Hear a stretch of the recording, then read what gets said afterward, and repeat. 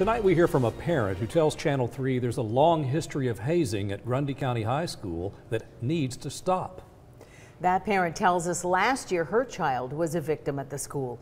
Channel 3's Caitlin Chastain sat down with the parent for an interview you'll see only on 3. Caitlin.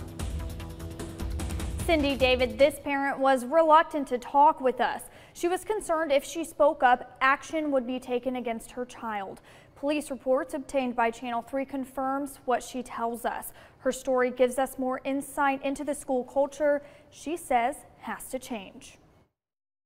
He said, man, it's just an initiation to get you part of the team and stuff.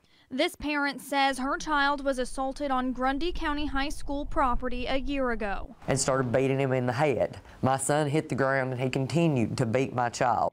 A report filed with the Grundy County Sheriff's Office confirms those claims. She says it's part of an ongoing hazing culture. It's just continuous. If they're not punished for the first thing or the second thing or the third thing, they're going to keep doing it over and over and over. In 2015, an incident in the field house led to students being charged with sexual exploitation. Those charges were later dropped.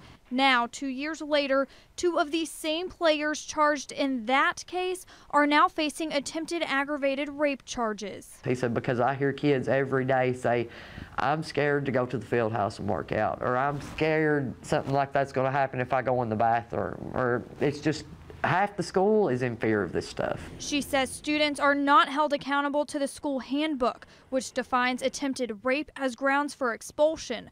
The 5 students charged have been placed on homebound education, something usually reserved for students with medical needs. Now the sheriff's office is looking into how the school has handled allegations like these.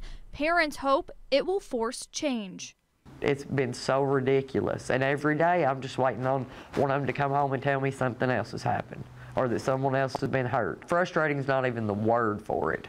It gets to the point where you think maybe I should just get my kids up and move out of here. The mother tells me she dropped the assault charges in her son's case because the school promised the student charged would be suspended for the rest of the school year. She says the student returned to school 3 days later. The school system has 10 days to hand over the records in this case and any others from the last 5 years to the sheriff's office. That order was signed by a judge. Reporting in the studio, Caitlin Chastain, Channel 3 Eyewitness News. Thank you, Caitlin. In about an hour, the Grundy County School Board will discuss the hiring of a football coach.